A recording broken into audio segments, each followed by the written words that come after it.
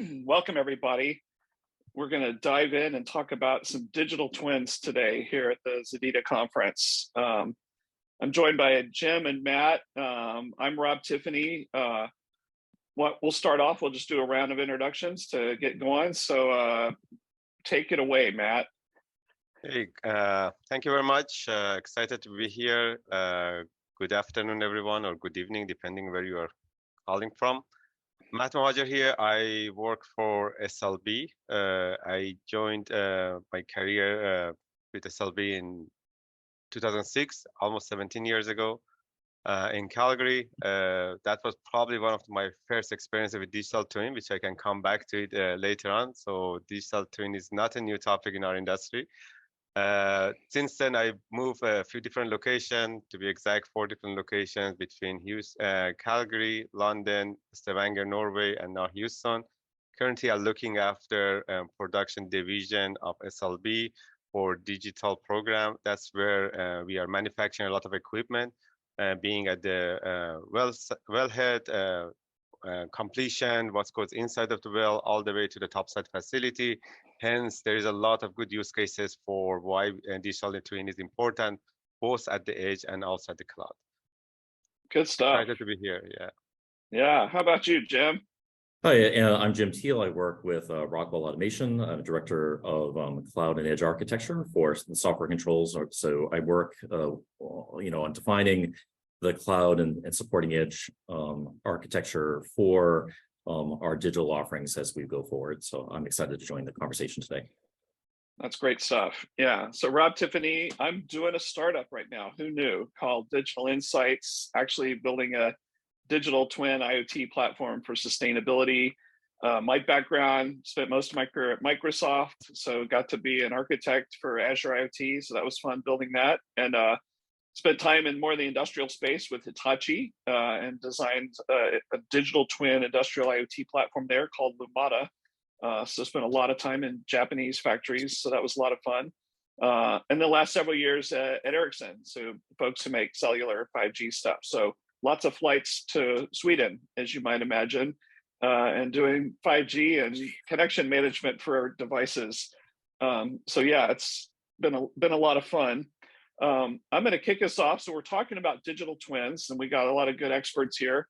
I'm just going to start off, though, by kind of giving you a history of digital twins that you may or may not have heard of. You might think it's something that someone just imagined last week or whatever, but the ideas have been around, and certainly anybody who's ever used CAD modeling or modeled anything, they probably said, "Oh, that looks familiar." If you go back in time, or let's just make it real for people. If you ever watched the movie Apollo 13 and you saw Tom Hanks and company up there, and this really happened, obviously, and they had a lot of trouble. They couldn't make it to the moon. They had all kinds of problems. They were having to troubleshoot up on the spaceship. And so luckily they had Gary Sinise down in Houston at Johnson Space Center, where they had an exact replica of the spaceship to help troubleshoot this problem. And so in this case, we had 2 physical twins. But you can imagine after that, and I also thought it was kind of ironic that you had Forrest Gump in the spaceship and Gary, as Lieutenant Dan in Houston troubleshooting the problem. But clearly the idea was, in the future, we need a high fidelity digital version of this spacecraft, because we're not always going to have the luxury of a real replica of the real thing, as you might imagine. So if we kind of fast forward and we get into the early 2000s, Dr. Michael Greaves, a professor at University of Michigan, he's the first one who started writing about this and talking about it. And actually, I've seen in the last couple of years, he's been getting awards all over the world from a lot of universities and things like that for coming up with this stuff. He originally called it a doubleganger, kind of like a doppelganger, right? And started writing about it. And if you see it, you can go search for him and you'll see all his presentations are available to download. But what you'd see is usually a picture of a real space shuttle and then the digital space shuttle, and data coming from the real thing to the digital thing, and then insights and improvements and all stuff going back to the real thing. And yeah, it started off with some simple concepts. Let's get that digital live version of the real thing. And then, as you can imagine, he spent a lot of times with folks at NASA you had a guy named John Vickers at NASA who in 2010 actually coined the term digital twin. And then from there, I'd say it's been mostly hiding in manufacturers primarily over the years, kind of nascent, I'd say. But and then I think if I know when GE was doing its Predix thing, they really pushed hard on the digital twin thing. And I think that's when more people started to see it. I was late to the party. I didn't do the digital twin thing until like 2016 with Lumada. But it was really clear to me that digital twins probably should be at the heart of an IoT system, right? IoT is just plumbing, feeding data into that digital thing. And so, it's been an exciting time. And clearly, it's a hot topic now. And what tells me it's a hot topic now, I'd say all last year, 2022, I saw the words digital twin every day, somewhere in the media or LinkedIn or whatever, every day. And that told me, wow, people are really talking about this stuff. So it must be real. We got a lot of people checking this out. So I'll throw it out to each of you. Matt, what is a digital twin to you, in your experience? Is it just a buzzword, or what do you think about this stuff? Rob, thanks. Definitely a buzzword for sure. As you mentioned, there is a lot of discussion going on, but it's a good kind of buzzword. It has a lot of use cases for multiple across all the industries, right? I go back to your reference and example that you just said. There are a couple of things that makes it for me a real digital twin. Obviously, we want to make sure we have a virtual or digital representation of a physical thing, whether that thing being a space shuttle or being a valve or a piece of equipment or entire facility. There are several key elements that makes it, for me, more of a real twin, right? Obviously, there is the element of real-time data communication, whatever the definition of real-time is. I know we cannot probably agree on what the right definition is. And then obviously, two-way communication is also important, right? Because as you mentioned, you want to make sure you have the ability to get the data, do your analysis, or the machine does the analysis, and then convert that to insight. And based on that insight, you take some sort of action. So those are the key elements for me, makes it more of a digital twin. In our work, we started categorizing some of this, maybe a bit too much. Defining different level of twins. So one could be an asset twin, where we are literally talking about a very equipment-centric perspective, right? So you can actually, where you have a place for condition-based monitoring, PHM, prognosis health monitoring, both from the equipment side and also data models. This could be use cases from understanding the health of the equipment, predicting failures, cost analysis, or a twin could be what's going on inside of the equipment, the flow twin, the process twin. So there are different use cases. I don't want to take all the the discussion now, but I think that's what makes it a twin for me. How we can actually look at the physical thing and understanding without upsetting the actual system. No, that's good stuff. What do you think, Jim? Yeah, and I think that's a great foundation. And I think that the thing that resonates a lot with me, right, is this idea that gets close to what Matt was saying about the asset twin, right? As I'm kind of looking at trying to solve problems in the team here at Rockwell, as we push more of our offerings to the cloud, is how do you effectively get that data that's in these OT networks that tends to be pretty tightly controlled, and then through the depth in the network, right? And get that in a meaningful way, in a consumable way, and a cost-effective way to the cloud. And we really think that as we're doing research and planning, that that the edge plays an important role in curating what we sometimes refer to as the device twin, or more like the asset twin level, a relatively fine-grained data asset that has the ability to be curated and communicate both in and out. And then that becomes the foundation, that data foundation for the digital twins. And I think it's really important. Another thing that Matt brought up is that it isn't just one thing, right? It's not just the view of the plant with the line and the conveyors moving and pumps, moving bottles around or whatever, right? It's really the process twin. It is, it's kind of looking at, is it the physics? Is it, are you doing simulations? Are you doing, so I think that there isn't a twin. There are multiple types of twins that become part of this. And I think what we're trying to do is find a way to curate those asset level, those device level assets, so they can be consumed by a whole bunch of other services and other twins in a very effective way, including how our cloud products interact with things like devices and controllers. How do you do that effectively through the cloud? So I think it's in a really exciting space. I think it has a lot of applicability to what we're trying to do in the market, and I think it's really important for everyone to kind of start to understand more deeply. Yeah, I totally agree. I know I started with that notion of the asset twin, just a machine or a thing like that. It was funny at Hitachi when we were doing our Lumada thing, and we literally called them asset avatars. And so people thought that was a really cool sounding thing, or giant 7-foot blue creatures or something like that. But especially in manufacturing and a lot of spaces, industrial, everything's an asset, right? Yeah. And that was something simple people could wrap their heads around. It took them a little longer to go, how do I do a twin of a process? That seems a little more complicated and things like that. I know we all have to do baby steps to get going, but it makes perfect sense to me. So what is the difference, if there is a difference, between a simulation or a model with a digital twin, or is there a difference? Who wants to take that? Can that make any sense to you? I kind of start. Yeah, no worries. This is actually a good, interesting question, because in my perspective, right, the beginning of any twin starts with a modeling capability. So until we are able to model the physical thing, okay, maybe there are exceptions when we are only looking at the virtualization and the 3D, but even that, you're still modeling, right? So there is some sort of modeling in almost any twin. So that's where we actually a starting point of any calculation to being able to understand what's happening around that physical thing. So the modeling and simulation, I think, is a big component of the digital twin.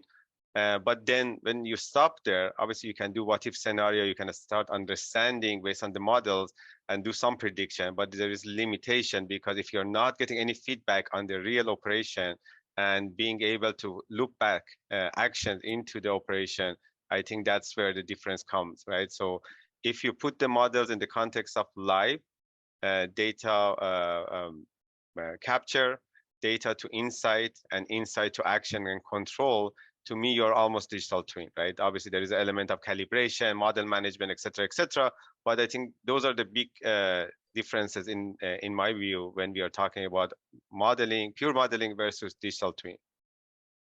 Yeah, and I think that resonates really well too. And I think I think we're it starts to get muddied lines and trying to figure out exactly what is the beginning of a digital twin and isn't. Starts to get down into the details. And if you start to think about there's a move in the industrial controls market to have more software-based controllers rather than hardware-based PLCs, right?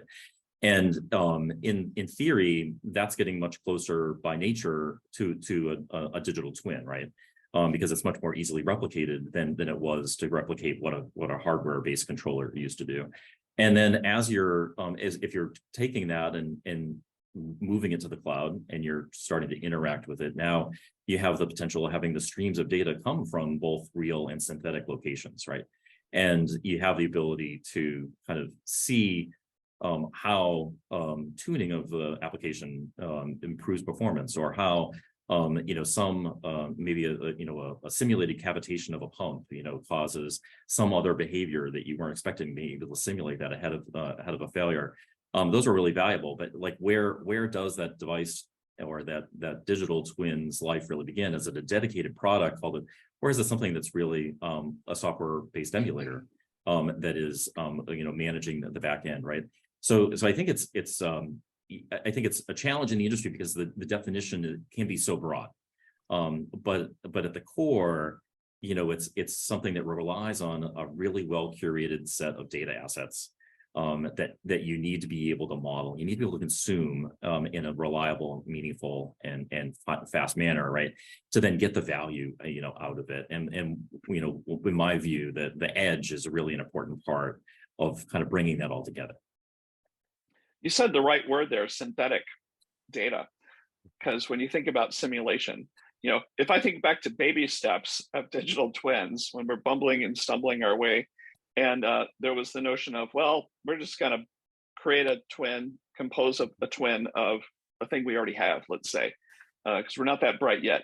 And I remember using the same IoT systems because it's kind of like an event-driven system. Data is coming in, something Right. happens, and then you take a look at the real values, and you look at the twin. Maybe you have KPIs for the different data points for the twin, and then you're going to take some kind of action. And so a lot of people are like, well, how do I simulate stuff? And it's like, well, you send fake data into the system. It's like a wind tunnel for a car or a jet aircraft, right? We're stressing it and stuff like that. And that's how you do it, I love like these different types of twins, and I know it's getting crazy. There was this high level notion of the twin at the design phase. Like I'm going to create a twin, a model of the thing I want to build. As Dr. Greaves would always say, manipulating bits is a lot cheaper than real atoms, because in the past we built real things, models of things. And if people screw up, right? Right. When you screw up, it's expensive to keep changing it versus doing it in CATIA or whatever system you might be using to design something, right? Or however you're doing it. And so it's a lot cheaper to do it that way. And then you're right, the trying the simulation, you're just sending synthetic data to see how it's going to react. Is my giant wind turbine for my wind farm, can I make a digital version of that react the same way when there's 100-mile-an-hour wind blowing against it? Maybe. And then there's just kind of that at runtime, which kind of is along the lines of what we were doing with IoT with the thing, right? How I'm trying to get uptime, what's its health and status and performance and things like that. And then yes, but then to your point, process all kinds of stuff. So it gets crazy. Rob, that was a very good point, actually. If you don't mind, I want to take when you mentioned the design, I think that's very important, right? And that's to me, that's the beginning of this another buzzword, digital thread, right? So you start at the design stage and take it to manufacturing, delivering, and then take it to operation, right? So starting with the synthetic data, creating those what-if scenario to make sure whatever you are building is ready and proven. And then obviously you need to, in some cases, you need to do field test set, et cetera, but being able to capture the entire data from the beginning to when you go to operation and being able to contextualize it and put in the context of, how you can improve the performance of that equipment, I think that's where we are heading, right? So. Yeah, and I think you get Matt gets some buzzword points for bringing up digital thread. And I think that another interesting part too, right, is I think as you look at just the time during the pandemic, right, and who can't bring that up in a conversation these days, right? But we had big impacts on supply chain, and it got to the point where people needed to automate more. People needed, maybe the devices weren't available to kind of program and get ready, right? But the workflows started to change from I get some devices and I want to configure it to needing to model it before I even have devices, right? So I want to basically create the configuration of the program. I want to do all that, and it's kind of flipped things on the head. And I think that people are starting to really realize from a full end-to-end flow that there is this kind of digital kind of workflow that potentially is more virtual commissioning initially, right? And it gets to kind of the beginning of the essence of that modeling in that digital twin.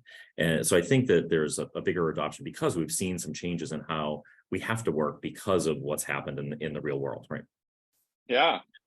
I mean, we have no shortage of people telling us how we advanced digital transformation by 10 years or something like that because of COVID. It kind of, how it seems like some of the best innovations come when you're under stress. Right. When things are easy and comfortable, maybe we don't work as hard. I don't know. The digital thread thing, I love that. It kind of goes back to that, along with digital twin, the whole product lifecycle management. From birth to retirement of a product or an asset, something like that. And what does that thread look like through its whole life cycle? Right. And of course, I see other people talk about other definitions of the digital thread too.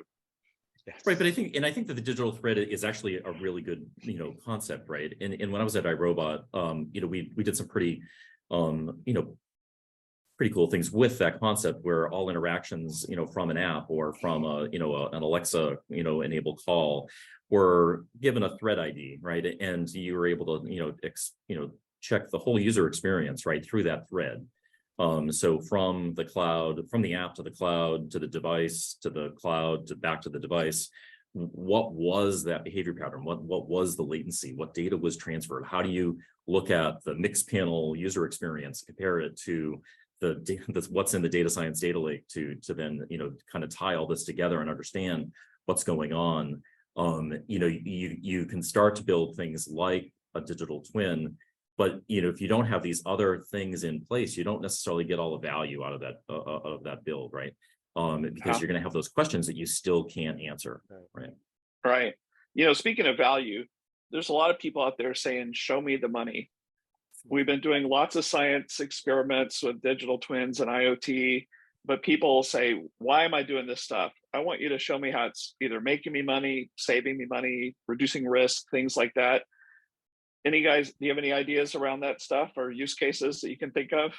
Yeah, I mean, from my perspective, you know, I'm looking at it from building product rather than like implementing for a given, you know, like a given customer implementation, right? So how do we make a repeatable product? And as you think about the cloud, you know, if you want to, you know, do SaaS offerings at scale, you really have to think about how do you manage that at scale? And what that means is you're using more cloud native patterns. You're more immutable than mutable. You're more stateless than stateful.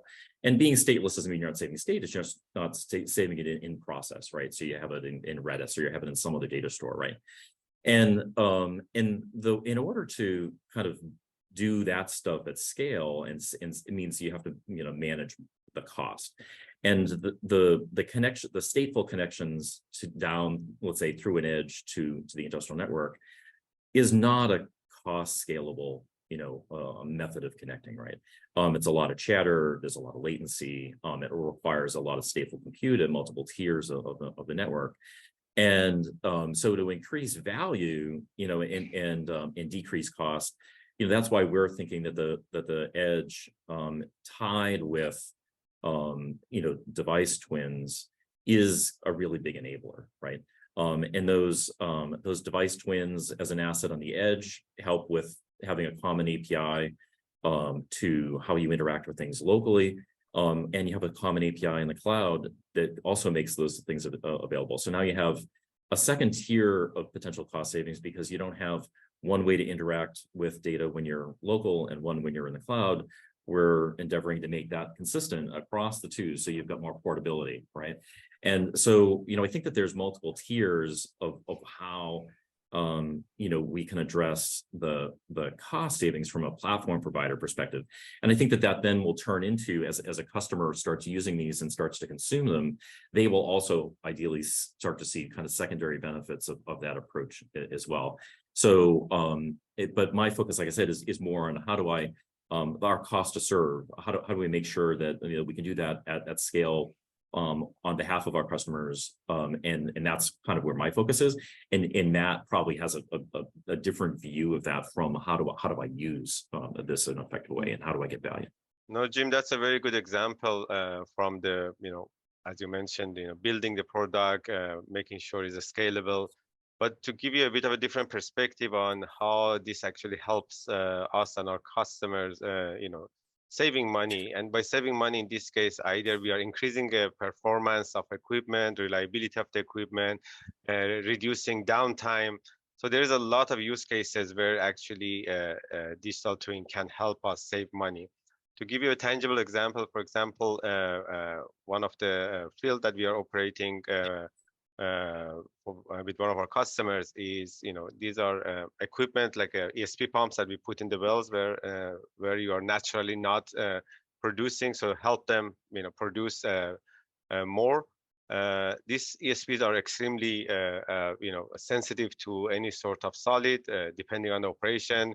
So hence it's very important to understand the fluid condition going through the pumps, right? And because of that, there is a chemical that needs to be injected to make sure the production is smooth, etc. So a good use case of digital twin in this case was enable us to actually non-stop 24/7 monitoring this fluid characterization going through the pump to make sure they're always to the point that is optimum for the ESP. So this resulted to actually, as ESPs that they were failing very frequently, now it's been actually almost 2 years that they haven't failed. So the cost saving for that is huge, not only on the top of the equipment itself, but also actually just a quick math calculation on the total amount of production, increase is huge, right? So Right. to add to another example also is safety, right? So I know the cost is very important, saving money is important, but digital twin enable us to remove human from very what we call red zone, right? The areas that are dangerous is not really safe. Obviously, safety is very big for all of us, and enabling us to do more interaction with the physical thing remotely. So that has a huge notion of safety and also, of course, the environment aspect to it, right? So Yeah, that's a good point. I remember hearing a few years ago, I was at a oil and gas conference, and I was surprised to, speaking of the red zone, I was surprised to hear they said the most high risk, dangerous place they can put an employee in is actually just putting him in a vehicle. Just the act of getting in a pickup yes, truck to yes. go visit a location, maybe to take a reading or something like that. The stats go off Absolutely. the charts, because I always think it's, well, the most dangerous is you're up on top of the drilling rig or something like that, which probably is. But it's interesting how statistics play out. I love to just do simple examples that everyone can understand. And again, so often, so many of these seem to overlap with use cases that we think of or IoT. But like, if I think of something that people in their daily lives, like your house, you've got electricity and you've got an electricity meter and you have a utility that's providing you electricity. Some people have an automated meter reader, an IoT device, Jim's device twin, and it's sending your reading real simple, back to the utility, and it knows how much to charge you for the electricity. Other people still have some guy jumping over their fence into their backyard to go look at it and write it down on a clipboard or whatever, maybe in a tablet now, and then go get it back into the system of record. So what is the twin in this case? The twin is actually maybe the house, and maybe one of the properties of the twin, the values that we care about is just electricity kilowatt hours, right? That we care about. A device is getting that information on behalf of the twin. The twin, because sometimes these machines, my experience in the industrial space is most factories, most places, the machines they have there have been there for decades, and they're not ripping them out and replacing them with new fancy things that have the innate ability to send telemetry about its health. And so it became clear to me that for a lot of people to be successful in the industrial space with twins and IoT is we're going to be retrofitting and adapting to old stuff for maybe decades. Oh yeah, the brownfield issue is critical, right? You can say, oh, I would love every bit and bobble, right, to be the most current thing shipping, right? That's never going to be the case unless someone's building brand new, and then even then, maybe they're taking stuff from a defunct plant, or they're finding something on the market. So the brownfield is something you have to deal, and you have to figure out how you do that. And I think that the device twin and digital twin is a way to start dealing with that as you kind of maybe all the devices that you've got connected to your controller network, if you're in industrial automation, isn't modern stuff, but you can instrument it through the controller, right? And then you have a whole bunch of other devices that are direct connected, IP addressable, whatever, MAVA, and you have ways of kind of getting direct access to them, but you have ways to potentially start to get that bridge, and you have to think about that. Because you can't engineer out the capability because it's not a greenfield, right? That's a good point. That's a good use case for some of the intermediate, like a robotic drone, to fill this gap while you are, figuring out how much instrumentation you need to do or worth doing for some of these brownfield, right, or facilities, right? Yeah, no, absolutely. And so, it's clear to me to be successful in this space, you've got to be great at working in brownfield situations. Right. People thought, I remember when this whole IoT thing got going, and I saw all these startups, and everybody was building platforms because it's like, oh, it's middleware. I've done this 1,000 times. And they're all showing up at customers with Raspberry Pis and Arduino in their hands, and they're saying, this is it. And those guys are saying, get out of my office. You're gonna talk to my old machines. We're not ripping and replacing and putting your little toys in here. One thing I want to get across, though, is I want people to know that there's tremendous value in simple things in this. Before we dive into AI and machine learning, the fact that I didn't have to have a person visit your house in a truck and take a reading periodically saves me money. It reduces risk because of just simple things. Simple, the magic of wireless networks, right? Simple sensors to send the telemetry. You can think of a million use cases where people go visit, they get in a truck, they get on a plane, they get on a boat, they get on a motorcycle to go visit a location, or they're walking around a refinery and they're taking logs. I always try to remind people, you're just competing with a guy with a clipboard oftentimes. So don't overthink it. It doesn't have to be total rocket science to do better than what we are now. But speaking of rocket science, let's talk about what if any, is there a relationship between digital twins and things like AI, advanced analytics, ML, things like that? What do you guys think about that? Do you want to go, Matt? Sure. So it's an interesting relationship. I think they're just starting dating. So it's important. I mean, one thing to mention, digital twin is very important. Some of the use cases are extremely simple and very, impactful, which is very important. But then the parts that we are talking earlier on the simulation and the modeling, the fidelity and the accuracy of this model is very important if you're really predicting or trying to predict the future or what's going to happen. So that's where I think AI comes in place very nicely. Obviously, there is quite a bit of IP, quite a bit of a history in physics-based first principle type simulation, but at the same time, we all know that AI and data-driven and more analytic approach also very nicely complementary, right? So now I think with the advances of we are seeing in both edge and the cloud, we have the compute power of leveraging both and mixing, kind of a hybrid model where we can actually take the best of both worlds.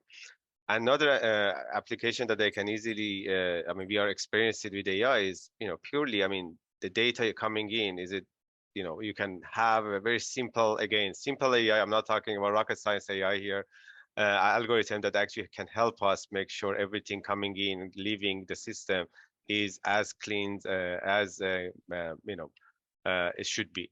So that's, I think, a relationship is good, is evolving as we are more and more getting involved with what are the use cases of AI, and we are trusting more of those algorithms to the point that actually we have several good use cases that actually will let the machine run the operation, right? A small, very simple, it took us 6-7 months of testing to make sure everyone is comfortable to let the system make a decision. But now it's been more than a couple of years that is up and running, right? So I think those are good use cases where AI is enhancing our overall experience of digital twin. Right, and I think kind of carrying on that concept, right, is that if you are curating those streams of data that are coming through in real time, and you're testing, let's say, a model, and then you're gone through your retraining, you're kind of gone through a process of kind of rebuilding, and being able to kind of use a digital twin that's replaying the last 2 weeks of data through the twin and calling the new model to see if it performed the same way that the old model did, or is it better, right? Is it more efficient, and is it giving better results? So I think that there's a lot of ways that you can get some of those, you can get higher understanding of the quality of those models by being able to use these tools to kind of, test them ahead of time. So, I think that there's really a really good symbiotic nature of how twins can be enabled by, and twins can help model and improve kind of the life cycle of the models, right? And Jim, I think that's a very good comment, right? That's the learning from these twins and the models behind the twins, for years to come, right? So the AI can play a big role there, right? And how we can apply the learning from the existing one to the next one that you are building and improving it, right? So I think that's a good touch point as well. Yeah, and I hear the words from out of your mouths like clean and quality. Everybody always forgets about the quality and the cleanliness of the data coming in. Obviously, plays a Right. big role, and you Very always hear important. that 70% of the time is actually data engineering to clean up data, just to make sure you're getting the right stuff.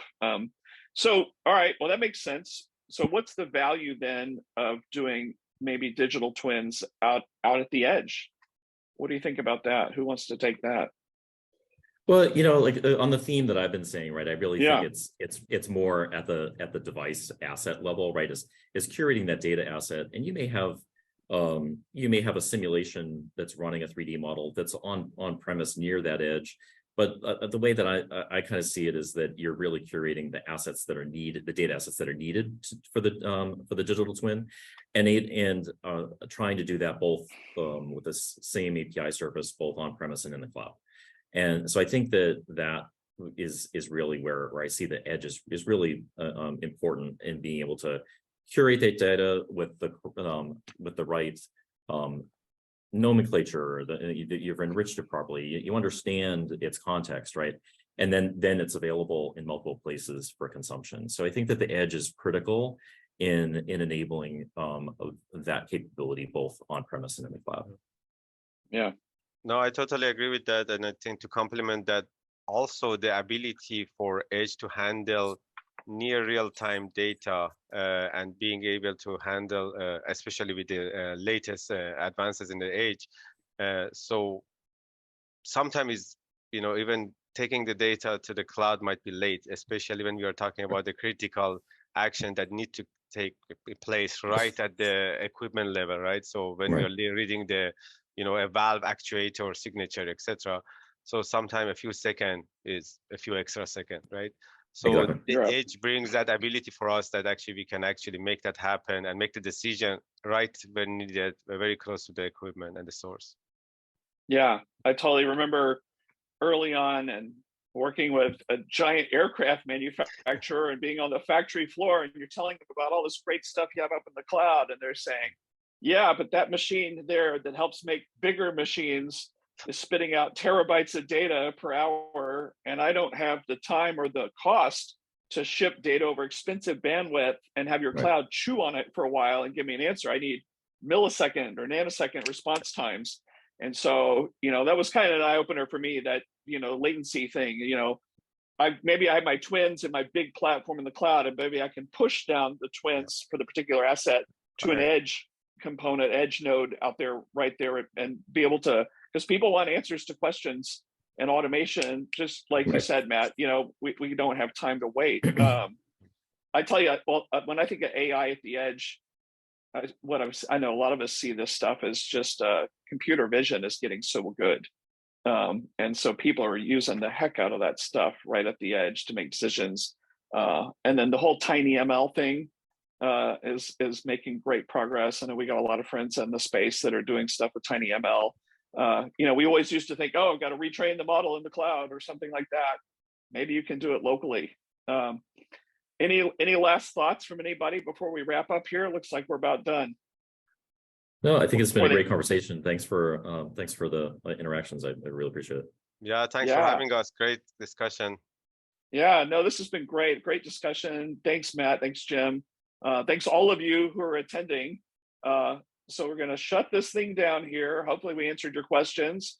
We'll take a little quick 5-minute break before the next session begins. They'll start promptly at 10:45 Pacific. And then there'll be sessions. I think we got sessions coming up on bridging the IT/OT gap and automating the edge with APIs. Who doesn't love that, right? And then, of course, you can find the links to your session in the agenda. So again, thanks so much to both of you and everybody for attending. This has been a lot of fun, and hopefully you have a great rest of the event. Thank you very much. Have a good day. Bye. Good day.